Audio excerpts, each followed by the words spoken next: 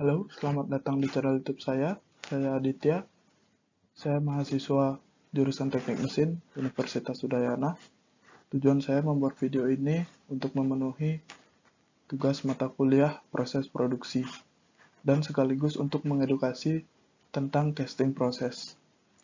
Adapun buku yang saya gunakan sebagai referensi yaitu Handbook of Manufacturing Process. Di dalam buku ini terdapat how products, component, and materials are made.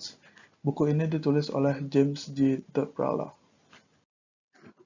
Lalu dalam video ini saya akan membahas ada dua bab. Yang pertama ada bab A yaitu melting metal forecasting yang terbagi menjadi 7, yaitu pertama ada cupola melting, yang kedua ada electric arc melting, yang ketiga ada crucible melting, yang keempat ada air furnace reverberatory melting, yang kelima ada induction melting, yaitu high frequency and low frequency, yang keenam ada open heart melting, yang ketujuh ada pouring. Lalu di bab selanjutnya, di bab B ada sand mold casting. Yang pertama itu dibagi menjadi 8. Yang pertama ada green sand casting, yang kedua dry sand casting, yang ketiga ada other sand mold casting process, yang keempat ada core making, yang kelima adalah sand mold methods, yang keenam adalah sand processing, yang ketujuh pattern making, dan yang terakhir ada post molding operation. Yang pertama kita masuk ke bab A1, yaitu cupola melting. Di sini pada metode ini bahan bakar dan logam yang akan dilebur bersentuhan langsung. Tumpukan dilapisi dengan bata tahan api dan lapisan alternatif kokas. Bata tahan apinya itu ada di bagian sini, yang sudah tertera pada gambar. Lalu selanjutnya lapisan alternatif kokas dan logam ditempatkan di dalamnya. Beberapa mineral, terutama batu kapur atau CaCO3, termasuk dalam logam yang akan dilebur, yaitu berada di bagian sini. Termasuk dalam logam yang akan dilebur, udara dihembuskan melalui tumpukan dari bawah melalui bukaan yang disebut tuyeres, yaitu ada di bagian sini, yang tuyeres. Lapisan bawah kokas dinyalakan pada awalnya. Panas dari kokas yang terbakar melelehkan logam yang mengalir ke bagian bawah kubah. Dari tempat itu bisa dihilangkan dengan membuka lubang keran. Lubang kerannya itu ada di sebelah sini. Sudah seperti yang digambar. Trap juga dihilangkan dari bawah, dari lubang keluar tepat di atas lubang itu digunakan untuk menghilangkan logam cair. Saat kokas dikonsumsi dan muatan logam meleleh, pembakaran secara bertahap bergerak ke atas. Pembakaran itu menjadi bergerak ke atas. Lapisan atas dipanaskan oleh aliran gas panas. Logam tambahan, kokas, dan batu kapur dapat ditambahkan dari pengisian pintu di bagian atas tumpukan. Kalau ingin menambahkan yang akan dibakar bisa memasuki lewat sini.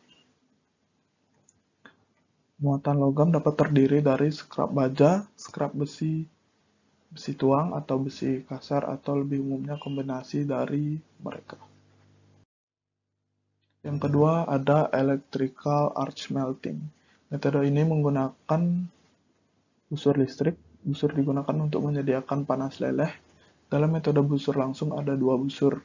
Satu dari elektroda ke logam, dan lain dari logam ke elektroda kedua. Di metode busur tidak langsung, busur memanjang dari satu elektroda ke elektroda lain dan panas dipindahkan ke logam dengan radiasi. Elektroda biasanya dibuat karbon, meskipun ketika molybdenum dan lainnya logam, suhu leleh tinggi lainnya diproses. Elektrodanya mungkin dari logam yang sama seperti yang dilebur. Variasi ini dikenal sebagai consumable arc melting. Gambar di samping mengilustrasikan metode busur langsung. Metode ini juga dapat digunakan dengan 3 elektroda dan arus 3 fase. Peleburan busur listrik digunakan secara luas untuk dalam produksi paduan dan baja karbon. Jadi pada dalam gambar ini, di sini elektroda diberikan arus listrik hingga ke dalam sini. Lalu di dalam sini sudah ada logam yang akan dipanaskan dan menjadi logam cair. Tempat untuk memasukkan logamnya itu di sini ada pintu untuk pengisian sebagai tempat masuknya logam. Baik, kita lanjut. Selanjutnya ada A3. Dari bab A3 yaitu ada metode crucible melting. Metode ini menggunakan tungku logam berbentuk cangkir berlapis tahan api. Di sini ada lapisannya yang bisa menahan panas atau tahan api. Yang biasanya dipanaskan dengan gas atau minyak dan kadang-kadang dengan hambatan listrik ataupun induksi. Ini memiliki wadah bagian dalam untuk menahan muatan logam. Yaitu di sini ada wadahnya untuk menahan logam. Tempat logam. Wadahnya adalah terbuat dari baik tanah liat silikon karbida atau campuran tanah liat grafit. Tungku dapat dimiringkan untuk dituang, atau wadah dapat diangkat. Wadah ini dapat diangkat untuk mengeluarkan logamnya dan menuangkannya ke dalam cetakan. Gambar samping mengilustrasikan tipe miring dengan wadah angkat. Metode wadah ini digunakan untuk melelehkan kuningan, perunggu aluminium, dan magnesium untuk coran pasir. Kita lanjut. Yang keempat ada air furnace reverberatory melting. Dalam metode ini memiliki kesamaan dengan peleburan perapian terbuka. Gambar di sebelah menunjukkan tungku udara yang khas. Minyak atau batu bara bubuk dibakar di satu ruang dan muatan ditempatkan di ruang lain. Panas dari bahan bakar yang terbakar melewati dan diserap oleh muatan melelehkannya. Jadi di dalam sini di sini ada pembakaran dan di bagian sini itu tempat logamnya. Dari sini panasnya dihembuskan ke sini. Lalu di bagian sini ada logam yang mencair. Tidak ada kontak langsung antara logam dan bahan bakar. Jadi di sini dibatasi oleh dindingnya.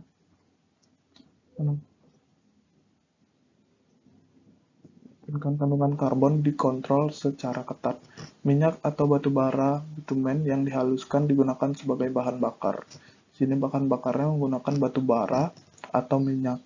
Beberapa tungku yang lebih kecil menggunakan gas alam. Ada juga yang menggunakan gas alam. Jenis tungku ini digunakan dalam produksi coran dari besi cor kelabu dan lunak, kuningan, dan perunggu. Lalu selanjutnya di A5 ada induction melting. Induction melting ini bisa terbagi menjadi dua, yaitu high frequency atau low frequency, atau yang bisa disebut dengan frekuensi tinggi dan frekuensi rendah. Yang pertama di sisi kiri ada dengan metode tanpa biji frekuensi, tipikal bervariasi hingga 10.000 Hz. Tetapi tungku tanpa biji juga dapat beroperasi pada frekuensi rendah, misalnya 60 Hz. Rentang yang paling umum adalah 250 hingga 3000 Hz. Pencairan berlangsung cepat pada frekuensi yang lebih rendah. Induksi memberikan efek pengadukan. Pada frekuensi yang lebih tinggi, tingkat daya yang lebih tinggi dimungkinkan kuningan, aluminium, besi cor, dan baja lebur di dalam tungku induksi tanpa biji. Sudah terdapat gambarnya di sisi kiri, atas kiri. Lalu kita pindah ke yang kanan. Di sini ada tungku jenis saluran beroperasi pada frekuensi rendah.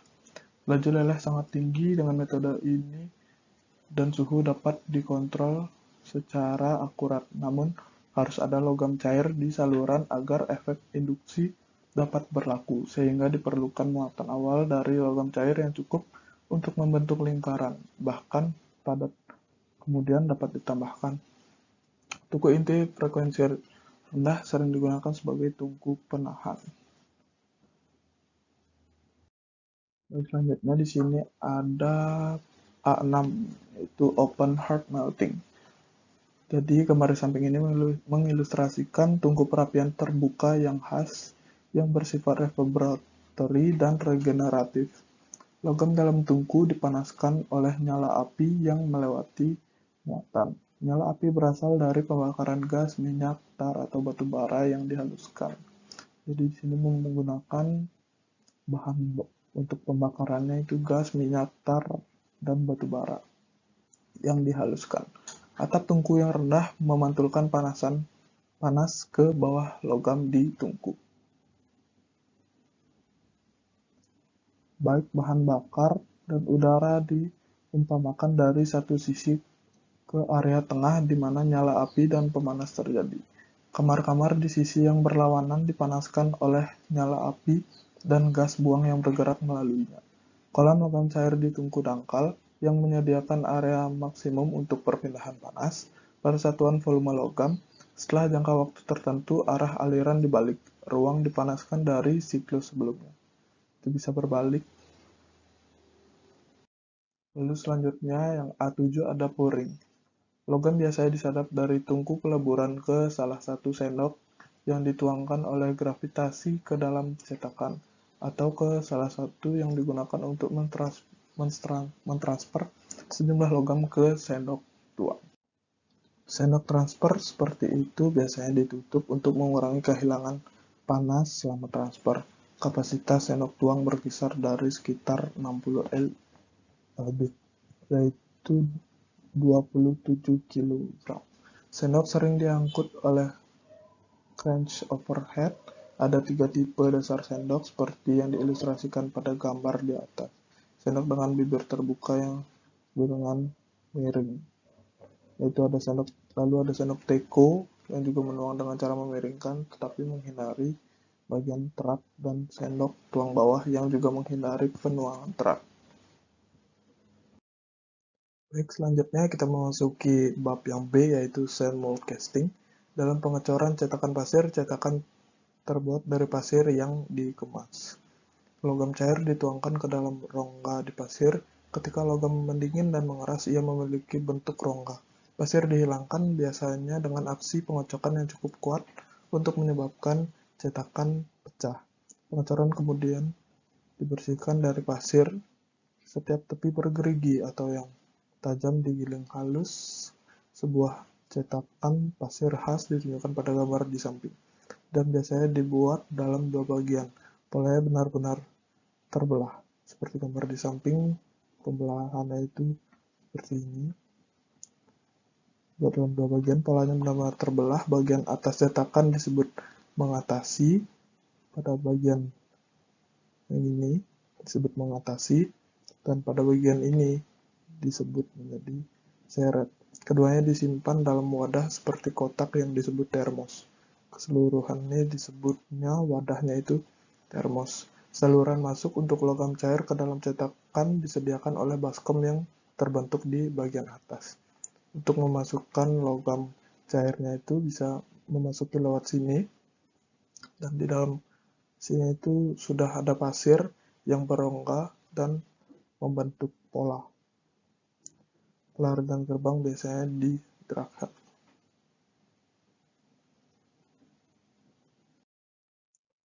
Lalu selanjutnya yang B1, green sand casting atau pengecoran pasir hijau.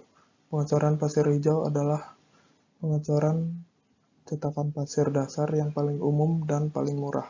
Pasir dapat direklamasi dan digunakan lagi berkali-kali. Proses pasir hijau tidak mahal dan memiliki keserbagunaan yang besar dalam hal logam yang dicor dan ukuran serta bentuk coran yang dibuat. Coran hingga sekitar 230 kg biasanya dibuat dengan pendekatan ini.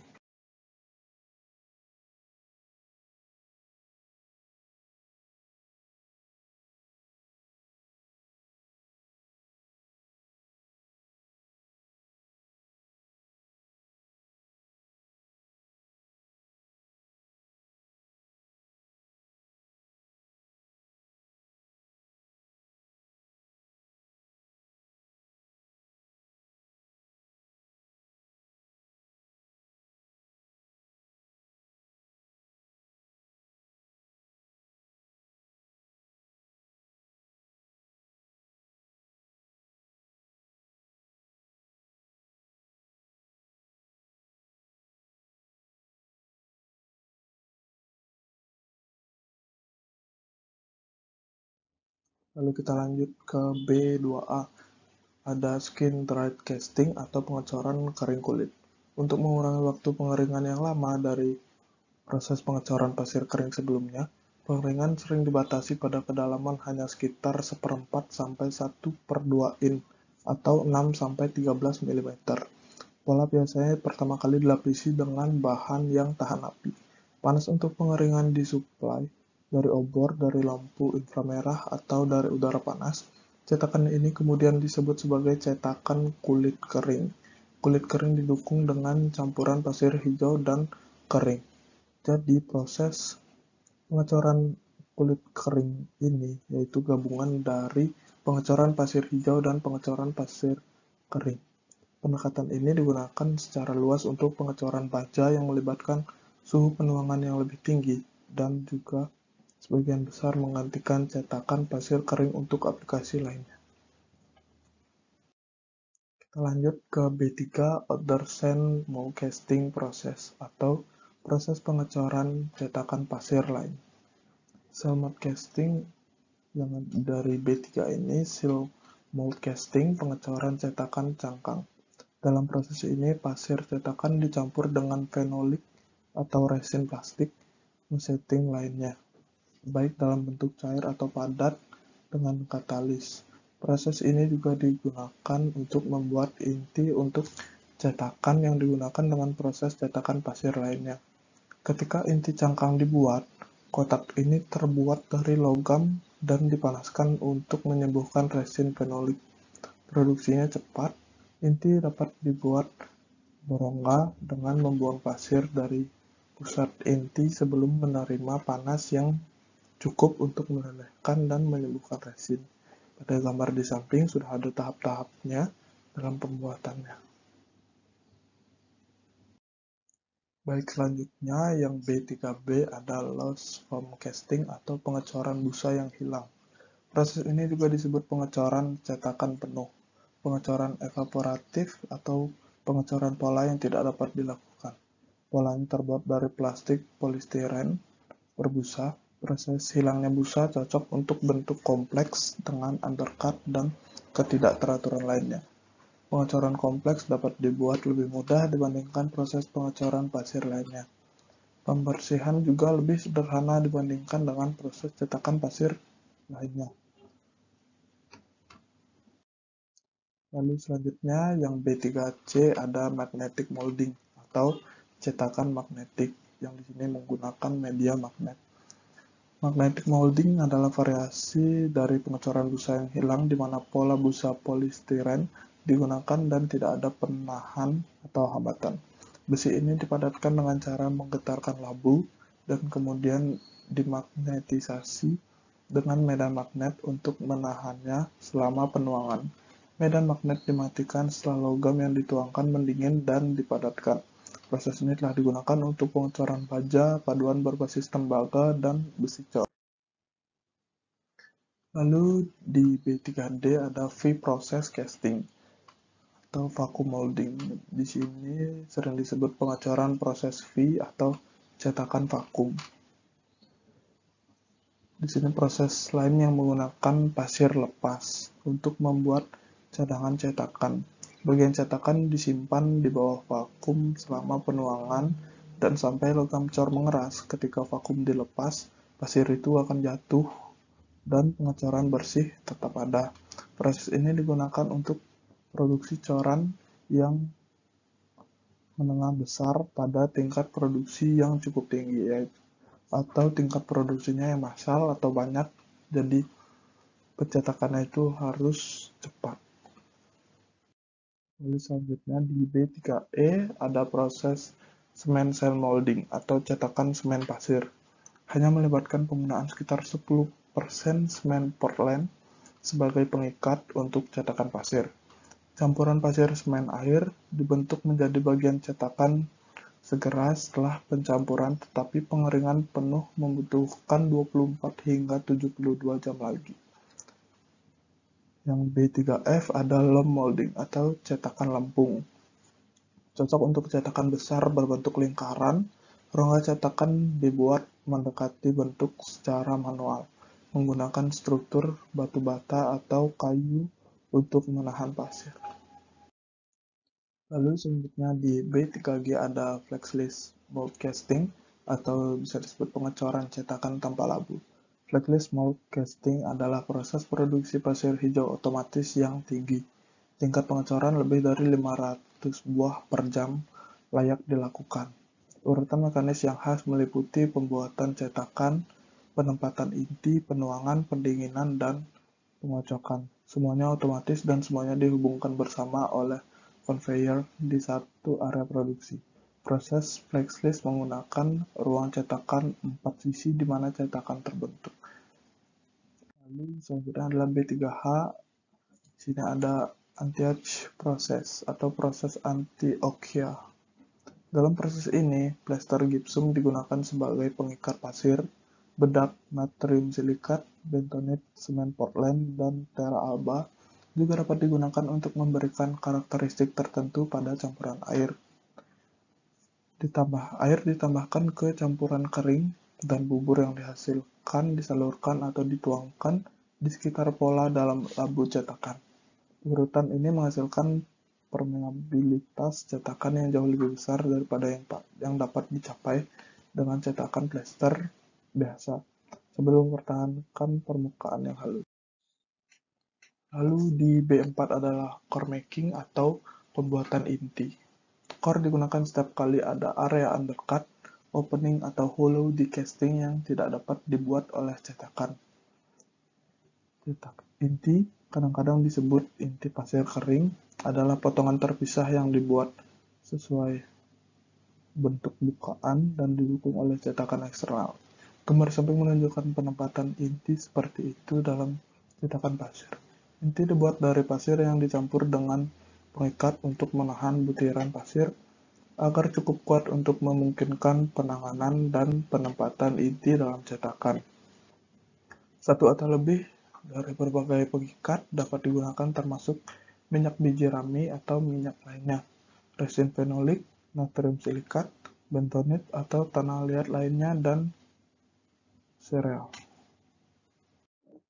Baik, selanjutnya di B4A ada Grand Sand Cores atau inti pasir hijau. Bukan inti dalam arti inti adalah bagian terpisah yang dimasukkan ke dalam cetakan. Mereka adalah pelengkap dari cetakan pasir hijau yang membentuk bukaan atau lubang di casting. Lalu selanjutnya ada B4B yaitu core blowing.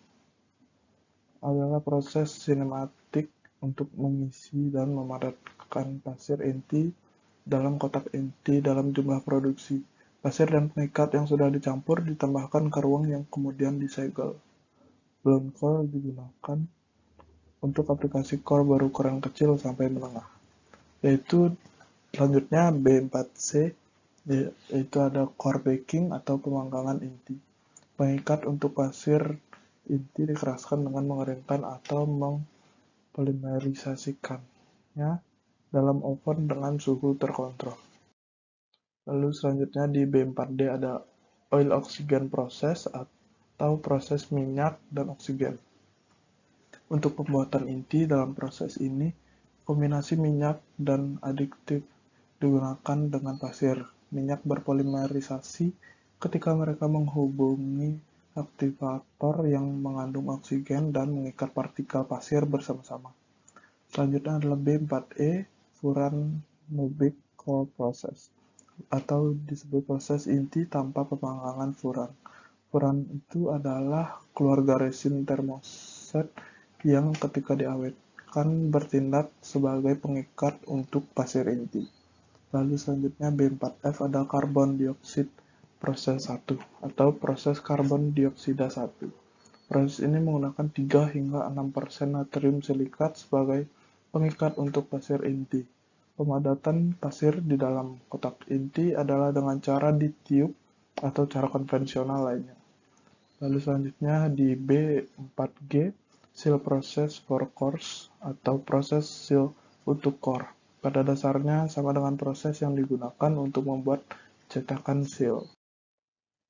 Lalu di B5 ada sand mold methods atau metode cetakan pasir. Di B5A adalah ramming atau serudukan adalah pengepakan pasir dalam cetakan. Istilah ini biasanya mengacu pada operasi tangan yang dilakukan dengan alat tangan, dorongan kuat-kuat yang memberikan bobot dan permukaan berpengepakan yang kecil dan rata untuk membantu operasi. Lalu selanjutnya di B5B ada bench molding. Untuk coran kecil, pembuatan dan penuangan cetakan dapat dilakukan pada meja kerja di mana ketinggian permukaan kerjanya yang lebih nyaman. Lalu selanjutnya di B5C ada floor molding atau pencetakan lantai. Ketika coran yang lebih besar akan dibuat, biasanya pembuatan cetakan dan operasi pengecoran dilakukan di lantai pabriknya. Lalu selanjutnya B5D ada pit molding. Digunakan ketika coran terlalu besar untuk dimasukkan ke dalam labu yang akan menahan cop dan rak. Sebaliknya, lubang di lantai pengecoran menggantikan bagian bawah cetakan tersebut. Lalu di B5E ada machine methods atau metode mesin. Dalam situasi produksi, beberapa metode mesin tersedia untuk melengkapi atau mengotomatisasi operasi pembuatan cetakan pasir yang seharusnya dibuat secara manual. B5E1 ada jolt squeeze methods atau metode sentakan squeeze. Gunakan mesin yang mengemas pasir di sekitar pola dengan menaikkan pelat pola dan labu dengan pasir selama beberapa inci dan kemudian membiarkannya jatuh secara tiba-tiba seperti yang ada pada gambar samping. Lalu B5E2 ada sand slinging, memadatkan pasir cetakan dengan mengayunkan atau melemparkannya dengan kecepatan tinggi melawan pola di dalam labu. Lalu B5E3 ada rap jolt machine atau mesin rap sentak, mirip dengan mesin pemeras sentakan, tetapi alih-alih menyentak pelat pola dan labu, bukan menyerang bagian bawah dengan kekuatan yang terkontrol pada interval yang cepat. Lalu selanjutnya di B5C4 match plate molding. Memiliki pola untuk cop dan truk yang dipasang pada sisi berlawanan dari pelat logam tunggal. Lalu gambar di samping menunjukkan pola pelat korek api yang khas. Ketika pola-pola ini digunakan, bagian atas dan tarikan cetakan dibuat dalam satu operasi, satu di setiap sisi pelat. Lalu selanjutnya masuk ke B6, yaitu sand processing atau pengolahan pasir. B6A ada sand mowing atau penggilingan pasir. Pencampuran dilakukan oleh mesin penggiling pasir dan untuk pencetakan pasir hijau, air, tanah liat, bahan berkarbon, dan aditif lainnya dimasukkan ke dalam mesin. Muller memiliki dua rol. Muller Wells di ujung lengan horizontal yang berputar. Rol dengan dua bilah seperti bajak, memecah gumpalan pasir, dan pengikat mendistribusikan pengikat, air, dan aditif ke seluruh campuran. Mesin beroperasi pada kecepatan rendah. Gambar di samping mengilustrasikan penggali pasir tipe batch yang khas. Lalu di B6B ada reclamation of sand atau reklamasi pasir. Semakin penting meningkatkan biaya yang terlibat dalam pembuangan pasir bekas. Reklamasi merupakan alternatif yang layak, tetapi lebih sulit jika beberapa jenis pengikat dicampur. 3 metode reklamasi yang digunakan saat ini adalah reklamasi mekanis, reklamasi termal, dan reklamasi basah. Lalu selanjutnya di B6B1, mechanical reclamation atau disebutnya reklamasi mekanis, menggunakan penghancur pasir yang dijelaskan di atas untuk memecah gumpalan sehingga hanya partikel seukuran butiran pasir yang tersisa. Lalu B6B2 ada thermal reclamation atau reklamasi termal, menggunakan langkah serupa tetapi mencakup pemrosesan panas. Pasir dipanaskan dalam tanur putar hingga suhu yang cukup tinggi untuk menyalakan dan membakar resin organik yang digunakan dalam proses pencetakan cangkang. Lalu selanjutnya di B6B3 ada wet reclamation atau reklamasi basah. Digunakan untuk campuran pasir yang terikat dengan silikat. Pencucian air menggantikan siklus pemanasan. Reklamasi termal. Ini menghilangkan residu silikat. Lalu ada di B6C metal separation from sand. Pemisahan logam dari pasir. Penting untuk menghilangkan potongan logam yang lebih kecil daripada pasir. Ini termasuk spool sprue atau runner, dan lain-lain yang dipisahkan dari casting dalam operasi shakeout. Lalu selanjutnya B6D adalah ada cooling of sand atau pendinginan pasir, diperlukan setelah digunakan karena pasir panas menyebabkan kelembaban dan masalah lainnya. Dengan metode drum dan unggun terfluidisasi, pasir diumpamakan dari satu sisi berangkat dan keluar di sisi lain, sehingga memberikan aliran kontinu. Lalu kita masuk ke B7, yaitu pattern making atau pembuatan pola. Pola dibuat untuk menghasilkan ukuran dan bentuk rongga yang tepat dalam cetakan pasir, kecuali untuk beberapa bentuk yang sangat sederhana. Biasanya yang berbentuk lingkaran, diperlukan suatu pola agar rongga cetakan memiliki bentuk dan dimensi yang benar. Pola biasanya dibuat dari kayu, plester, plastik, berbagai logam, dan untuk coran busa yang hilang, dari busa polistiren. Untuk coran investasi, pola dibuat dari lilin atau plastik. Aluminium, kuningan, dan besi cor adalah bahan pola logam yang secara umumnya semakin besar produksi yang dibutuhkan, semakin keras dan lebih tahan aus bahan pola yang seharusnya. Lalu kita masuk ke B8, ada post molding operation atau operasi pasca cetakan. Pada tahap akhir ini ada terbagi-bagi seperti yang dalam B8A ini ada shakeout. Shakeout adalah operasi yang memisahkan coran dengan cetakan pasir. Ini adalah operasi pertama yang terjadi setelah coran mengeras dan dingin dalam cetakan. Metode dasar yang digunakan dalam operasi ini adalah membuat cetakan dan pengecoran menjadi kuat getaran, yang menyebabkan cetakan sebuah pasir itu menjadi pecah dan jatuh dari pengecoran. Lalu di B8B ada core knockout. Aluminium dan coran non-ferrous lainnya dituangkan pada suhu yang lebih rendah daripada coran besi atau baja, dan suhu logam mungkin tidak cukup untuk membakar pengikat organik dalam cetakan dan inti, membuatnya lebih mudah dikeluarkan dari coran dalam keadaan terguncang keluar. Lalu di B8C ada blast cleaning atau pembersihan ledakan. Adalah metode cepat untuk menghilangkan pasir-pasir sisa dan kerak dari casting atau cetakan setelah diguncang. Ini juga meningkatkan permukaan akhir casting. Lalu di B8D ada tumble cleaning atau pembersihan jatuh, coran yang cukup kecil untuk ditempatkan sebagai kelompok atau banyak dalam tong. Penggulingan yang berputar dapat dibersihkan dari residu pasir, kerak, dan sirip dengan penggulingan. Lalu ada metode di B8E, yaitu wire brush cleaning atau pembersihan sikat kawat, sering digunakan pada coran pada aluminium, kuningan, dan perunggu. Ini dapat menghasilkan permukaan yang mengkilap pada casting. Lalu di B8F ada gate reserve dan fin removal. Operasi ini terkadang disebut sebagai fiddling. Hal ini dapat dilakukan dengan salah satu dari berbagai perangkat pemotongan logam seperti gergaji pita, gunting, roda pemotong abrasif, obor pemotong api, dan palu pneumatik.